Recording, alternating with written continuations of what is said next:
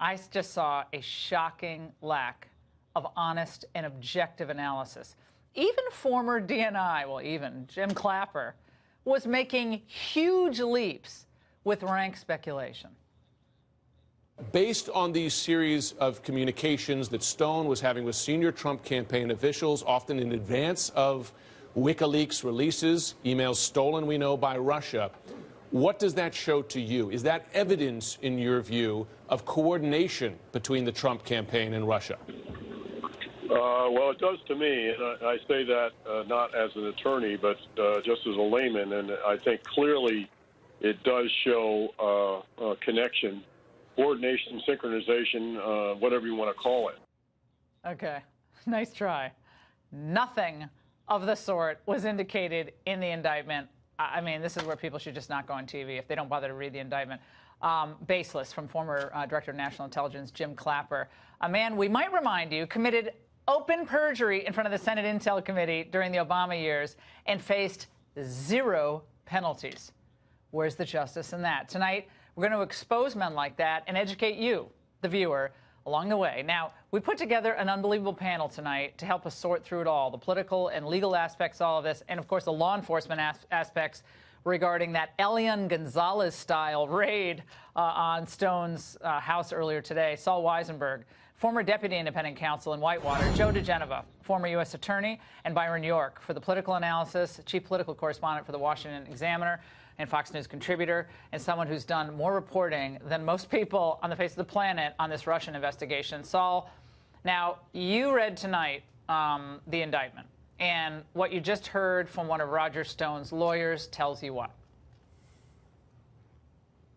Well, he's acting like any good defense lawyer would act. I look at the indictment, and obviously, if he really did, the strongest parts of the indictment are the allegations of lying directly to Congress. The weakest part has to do with the so-called intimidation of one of the others who was testifying.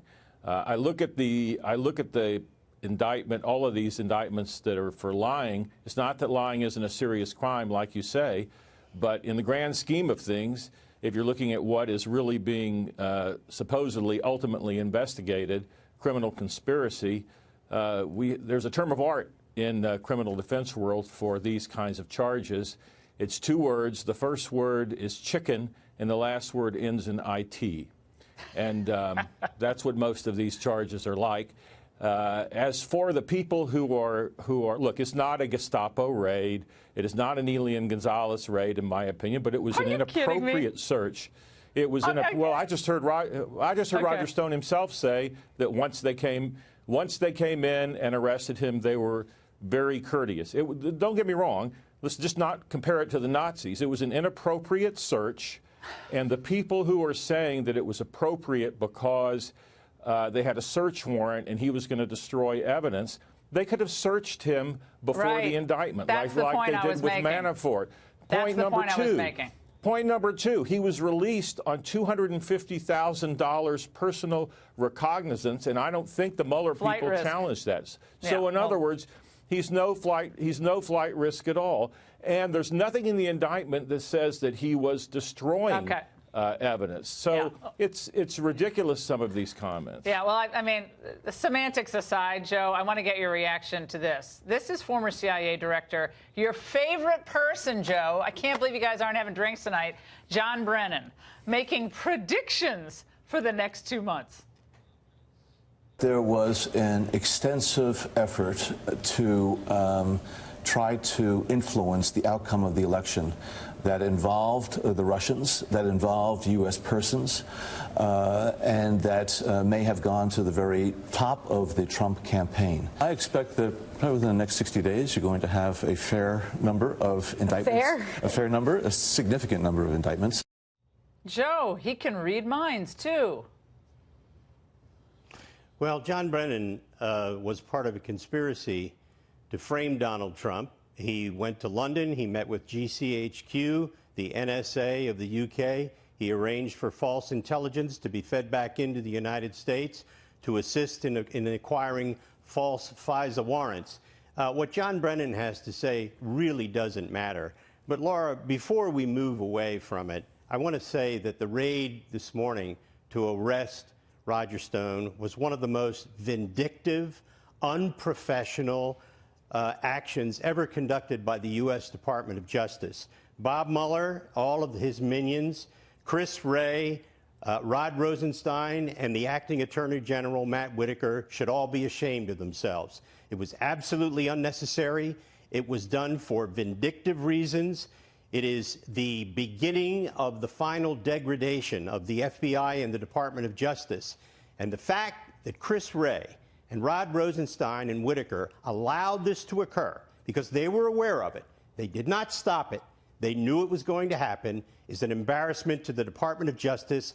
And it really, really makes it important that a very serious person take over the department, Bill Barr, so that people like Chris Wray can be held accountable.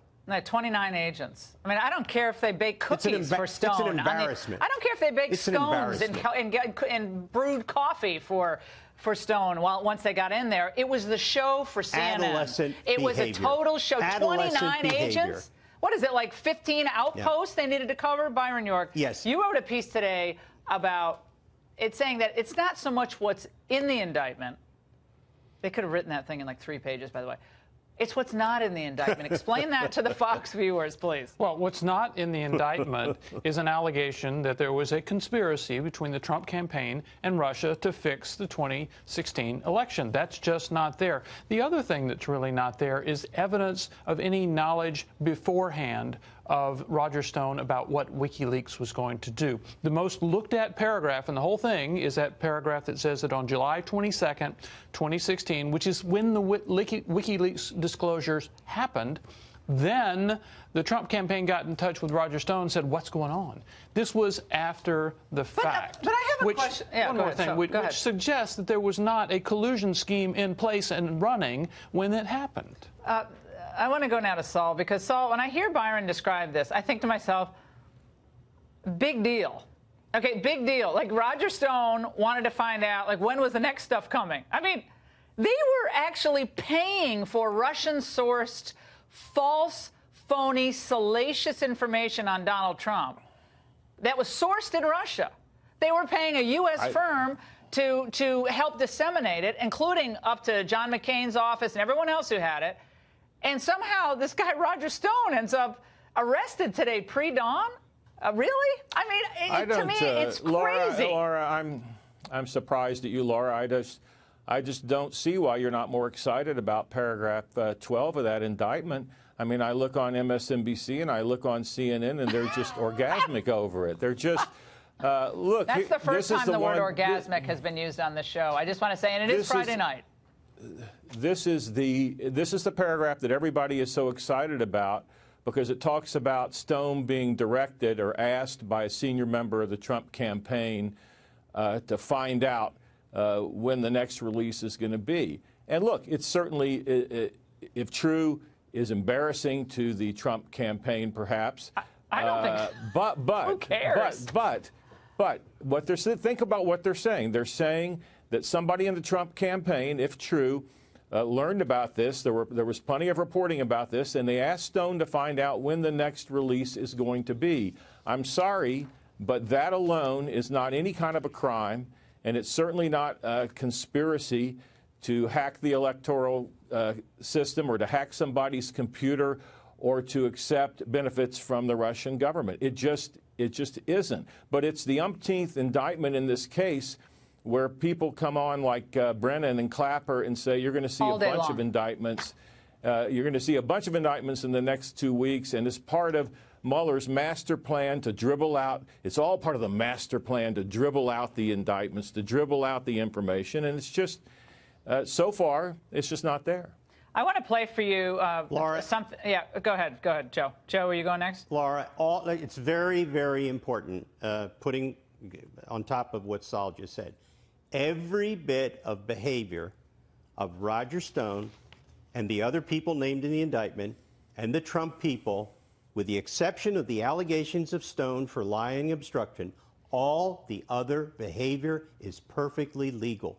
It doesn't matter if the Trump people wanted to know when the next release was going to be. Why is that a crime? That is a legal question. That is a legal question. You can do that.